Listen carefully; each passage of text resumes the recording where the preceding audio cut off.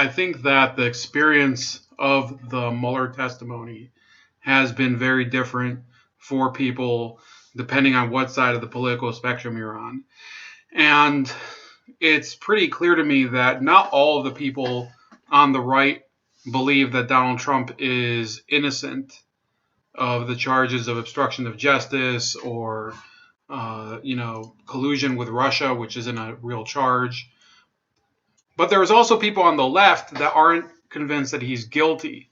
And what really complicates it is that in many ways, if you believe in someone's innocence, but you think that they're a horrible person, you think that any sort of bad fate could befall them, you have a hard time admitting this to yourself and deciding, well, I might as well face the truth and realize that the best outcome that could happen for me, for my worldview, simply isn't going to happen because that's not the way the world works. So you have people like Aaron Maté, who, to his credit, and I don't really agree with Aaron Maté on almost any political issue, but he never took the bait on Russia. Whereas he's realizing after 2.5 years that a lot of the people who were his colleagues, people that he took to be people of integrity, they simply don't have the standards that he thought he was living up to when he was doing his job to admit that something different is happening than what is being claimed by the Washington Post and the New York Times and all the other media publications. So let's hear his take on Amy Goodman from Democracy Now! He's saying, having worked there and having been informed and inspired by it, it is sad to see Democracy Now! Continue to peddle the fashionable Russia baiting and fear mongering without the skepticism that is Democracy Now!'s noble tradition.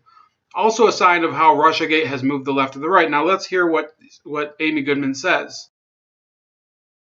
The Senate Intelligence Committee concluded Thursday Russian hackers targeted election systems in all 50 U.S. states during the 2016 election, a much wider operation than previously reported. The committee's heavily redacted report found no evidence that any votes were changed as a result of the hacking efforts, but it found hackers were in a position to delete or change voter data in the state of Illinois. The report came just one day after former special counsel Robert Mueller told lawmakers on Capitol Hill that the Russian government interfered in the 2016 election in a sweeping and systematic fashion.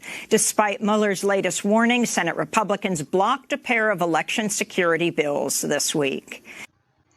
So if Aaron Maté was a person with a little bit more of, an understanding of what really are the questions of campaign security, election security, he would probably be able to say right back, well, what about the issues of voter ID? What about the issues of all the millions of people who live in this country who aren't citizens? But of course, he is on the left, and that question can't be raised. And that's a much bigger question. Who's voting? There's always these dead voters that show up, by the way. And a lot of these cases never get prosecuted because there's, for whatever reason, there's no public interest in their prosecution. That's really the reason. The reason so many voter fraud cases are never prosecuted is because the people who are in charge of prosecuting them are often themselves elected officials. Let's say in states like, I believe here let's say in Pennsylvania, which is the state next to me, you elect the prosecutor of the county that you live in. So if you live in Allegheny County, which is where I think Pittsburgh is, that guy is elected, so he could be prosecuting people that were, people that were actually getting together the voters that put them into office. And the same thing in Philadelphia. The same thing, I believe, here in Cleveland, too, Cuyahoga County. We vote for a prosecutor. Nobody ever remembers who they are, but he's on the ballot. It's always some Irish guy. In any case, yes, this is an issue that the left has completely, they've chased the squirrel on it. And that's really the problem. And I'll say this, Aaron Maté says that it moved the left to the right. It didn't move the left to the right. What he forgets is that it doesn't matter what type of system you live in or what type of people are, in control. If you have people with access to power, they're always going to engage in what is called shenanigans. But our shenanigans are cheeky and fun. Yeah, I mean, his shenanigans are cruel and tragic. Which makes them not shenanigans at all, really. Evil shenanigans. They're going to try to do things in order to either augment the amount of power that they want and or preserve the amount of power that they have. That's really the idea behind being a politician. It's all about the Machiavellian pursuit of greater power. And those people who say, well, it's more about the civic duty and the public trust, stuff like that, those people are deluded into why people chase politics. And unfortunately, I think that most of us would probably, if you really think about it, you would not behave the same way that you think now before you run for office, once you get into office. Power corrupts, and absolute power corrupts absolutely.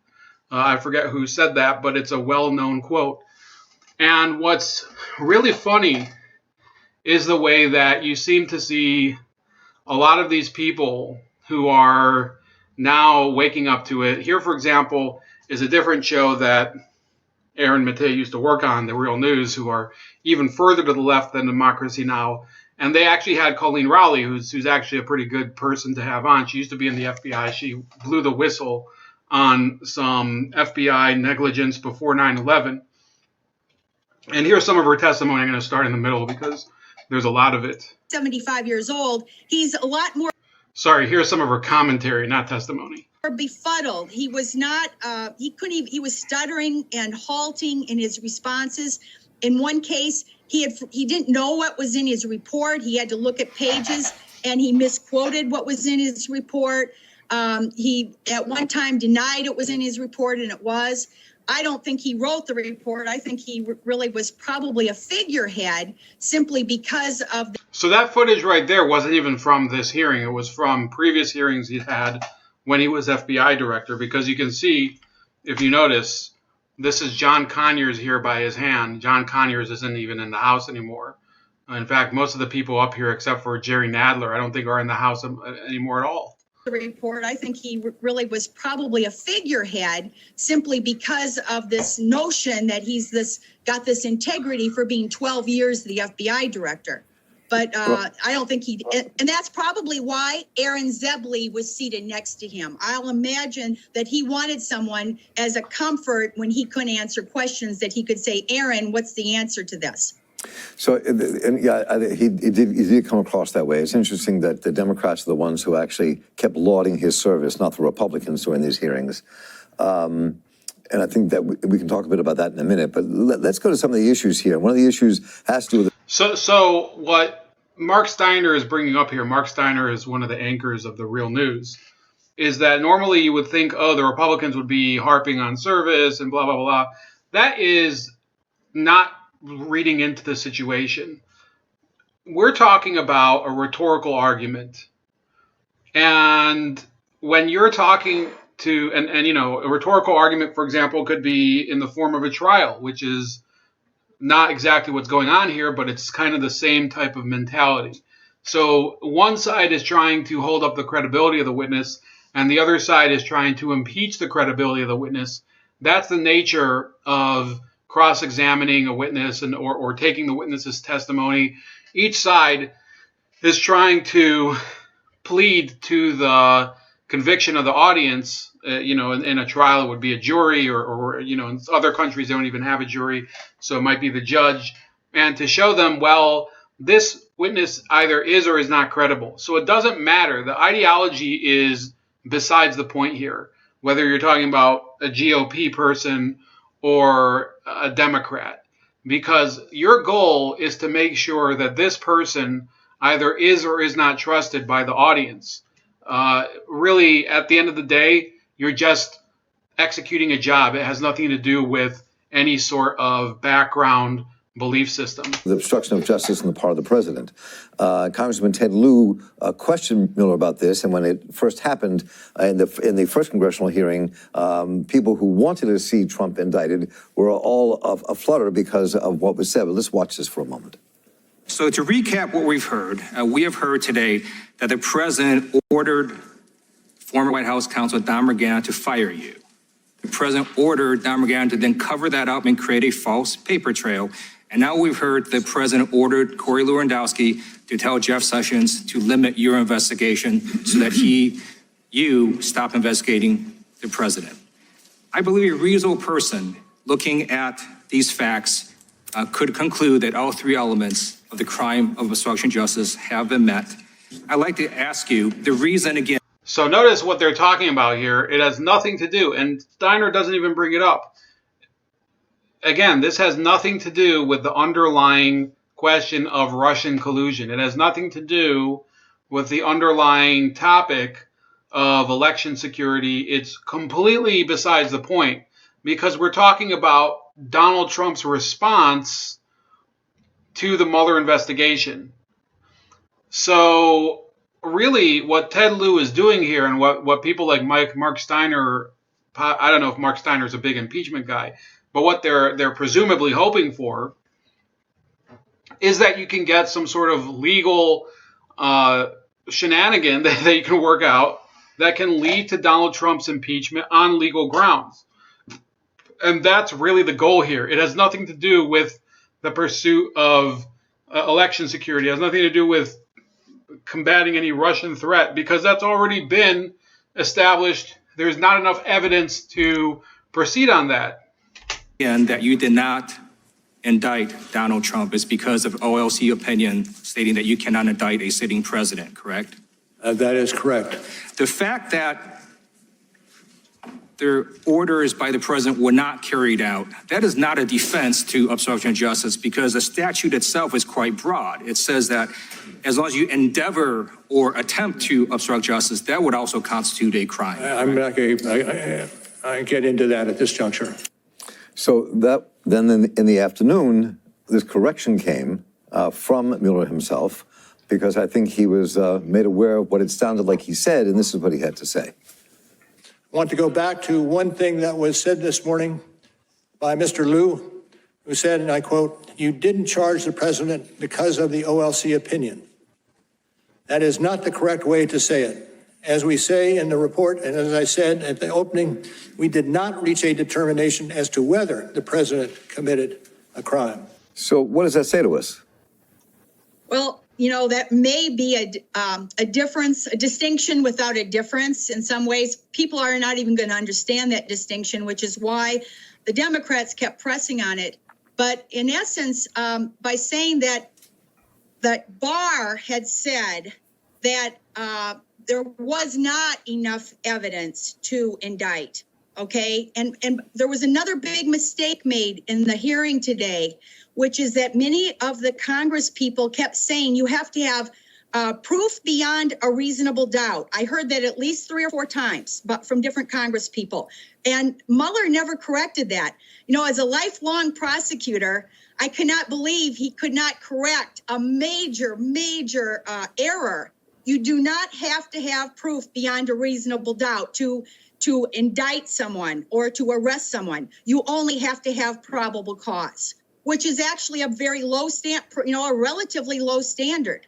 Now, to convict them, you have to have proof beyond a reasonable doubt. And so he could have indicted if he wanted to. He could have, so the issue becomes, why didn't he indict? It wasn't because of needing this overwhelming. If he's written these 10 things that he claims are obstruction, there's other reasons. And the one of the reasons was that he landed on is that there's an Office of Legal Counsel opinion that a sitting president cannot be indicted. And the Democrats used that as the reason why he didn't do this. But in fact, it had to be more than that, because he told Barr, it's on the record that in his report it's written that way. And they tried to kind of like trick him into saying this. He then corrected it. Right. But there's another wrinkle here, because later on, one of the congresspersons asked him, what if Trump is reelected and goes into a second term? It would run over the 5-year statute of limitations. And so in essence, then he could never be indicted even after he's no longer president, because the time would have run out.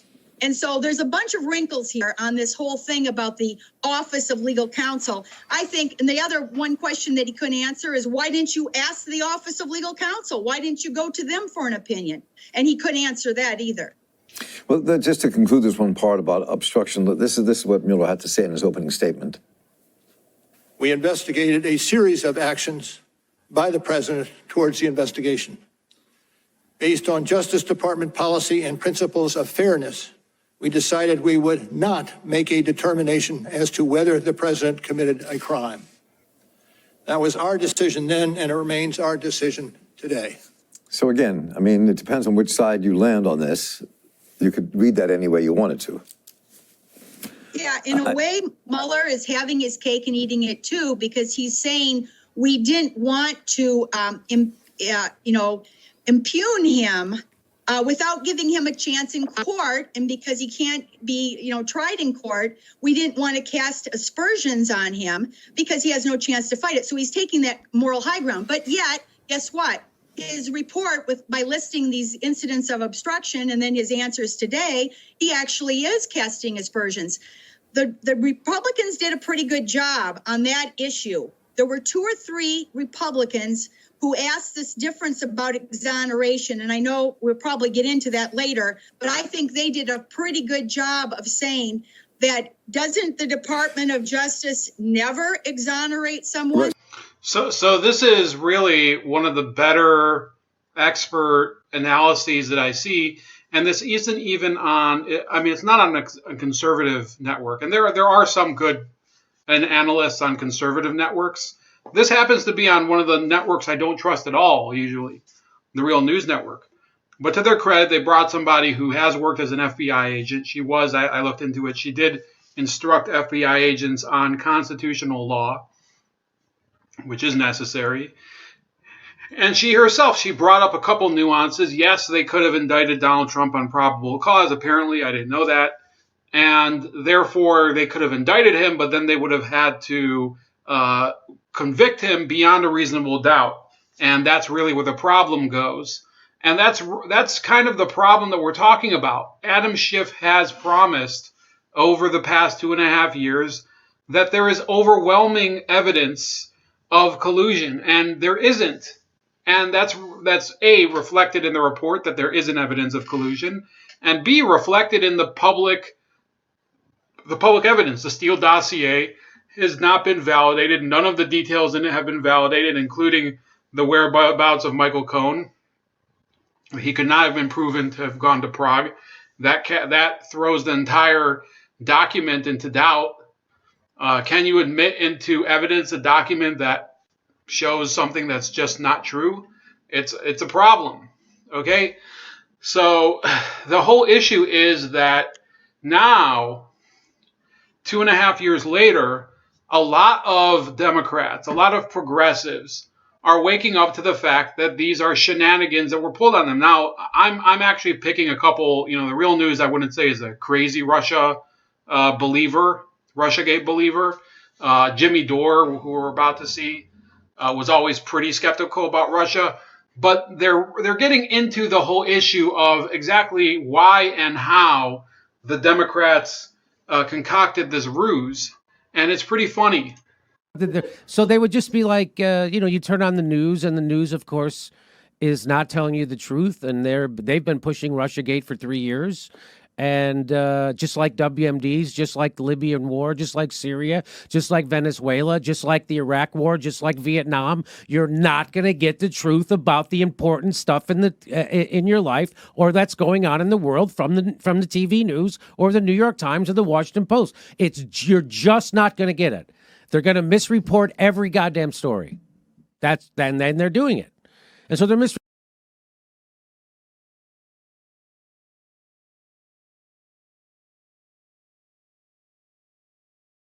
around a while. Like, not everybody in the room knows his history. It's so ridiculous. He couldn't even answer a softball question. Right. So now just remember, no, he has a tell.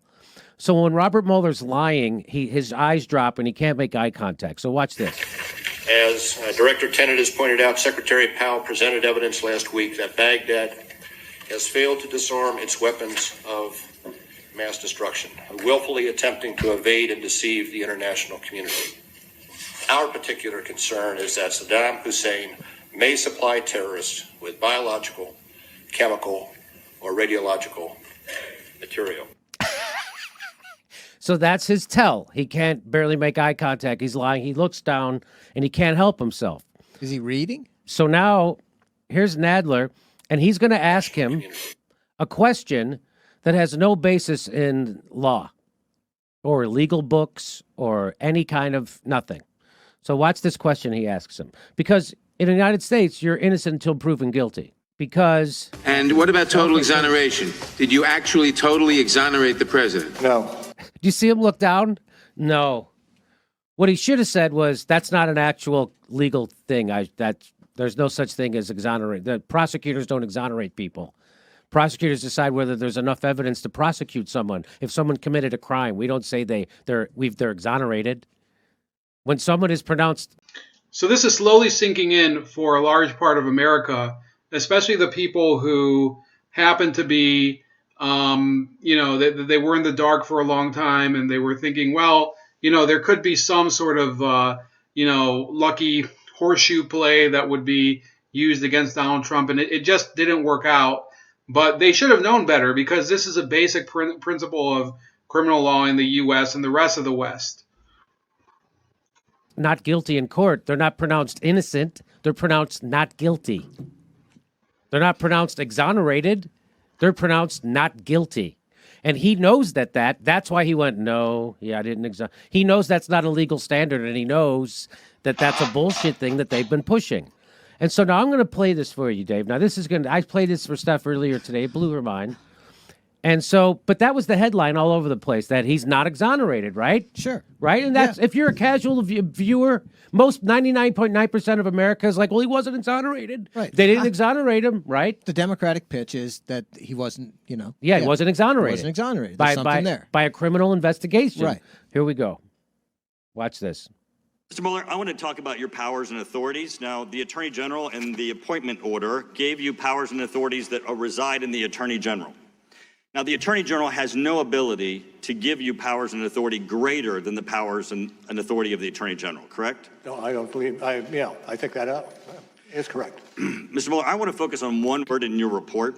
So notice, this is something I went over last week, and Jimmy also picks up on this. But this small point is important. If you don't have power to delegate to someone, then it doesn't belong to you yourself.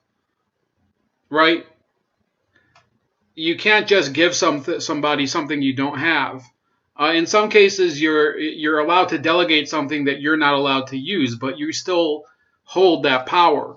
So the analogy here is that William Barr has powers that he can delegate to people that are under his control, like he did with John Durham, and he did with, what's the other attorney's name? Wabel, the guy from Utah. I don't even remember his name. So we have this issue where Mueller has taken upon himself this power to declare whether Trump is exonerated or not. And Mike Turner goes into this whole conundrum. It's the second to the last word in the report. It's exonerate. The report states, accordingly, while this report does not conclude that the president committed a crime, it does not exonerate him. Now, in the judiciary hearing, in your prior testimony, you've already agreed with Mr. Radcliffe that exonerate is not a legal term, that there is not a legal test for this. So I have a question for you, Mr. Mueller. Mr. Mueller, does the Attorney General have the power or authority to exonerate? I want to focus on putting up here is the United States Code. This is where the Attorney General gets... But by the way, if you're hearing stuff like background feedback, that's from Jimmy's video. It's not from mine. He had some issue on his end. His power. and the Constitution and the annotated cases of these, which we've searched. We even went to your law school, because I went to Case Western, but I thought maybe your law school teaches it differently. And we got the criminal law textbook from your law school. Mr. Mueller, nowhere in these, because we had them scanned, is there a process or description on exonerate. There's no office of exoneration at the Attorney General's office. There's no certificate at the bottom of his desk. Mr. Mueller, would you agree with me that the Attorney General does not have the power to exonerate? I'm going to pass on that. So passing on a question implies that you don't have the grounding to answer it. It means that you really are nervous about the type of honest answer that you can give, whether it's going to undermine the point that you're trying to make. And in this case, if he would have answered it honestly, it would have literally taken it would have swept the carpet out from under the Mueller report itself. It would have said, I mean, they could have just gone to him and said, well, I mean, so now you're conceding that you can't exonerate people. Why did you state that the president is not exonerated in the report? And that's what Mike Turner goes on to say. So this is super important because it shows you that this is a propaganda. This Mueller report is a piece of propaganda. The whole investigation is propaganda, and he's a propagandist. And that's what they're pointing out. And it's real easy to make him look like an idiot because he's lying and he's doing propaganda. And when you're lying and doing propaganda, even a numbskull like me could trip that guy up, because I saw Louis Gohmert trip him up yesterday. And that's why people are like, wow, Mueller, he's not himself. No, that's what happens when you're pushing a bullshit lie and you have to take questions. That's why he didn't take questions at his goddamn press conference, because he can't. His report and his public statements can't pass scrutiny. Not even a little bit. Watch, I'll play the rest of this. Watch. So he just said every law book, even at your school, the term exonerate is nowhere in there. There's no office of exoneration. Here we go. Because it embroils us in a legal discussion, and I'm not prepared to do a legal discussion in that arena. Well, Mr. Mueller, you would not disagree with me when I say that there is no place that the Attorney General has the power to exonerate, and he's not been given that authority. You would not. Yeah, and I'm not going to. I take your question. Great. Well, the one thing that I guess is that the Attorney. I take your question. Apparently, in a legal setting, means, well, I'm choosing not to answer, but I'm acknowledging that you posed the question to me. The Attorney General probably knows that he can't exonerate either. And that's the part that kind of confuses me. Because if the Attorney General doesn't have the power to exonerate, then you don't have the power to exonerate. And I believe he knows he doesn't have the power to exonerate. And so this is the part that I don't understand. If your report is to the Attorney General, and the Attorney General doesn't have the power to exonerate, and he does not, and he knows that you do not have that power, you don't have to tell him that you're not exonerating the president. He knows this already. So then that kind of changed the context of the report. No, we included in the report for exactly that reason. He may not know it, and he should know it. So you believe. So I hope you. So Jimmy Dore's reaction to this is, I don't think that the sides of the political spectrum can contain really the energy that gets released when you realize how ridiculous that premise is. That somebody who who did not get a power from somebody else has to tell them, you don't have this power. Well, I know I don't have that power. I never claimed to, and I didn't give it to you.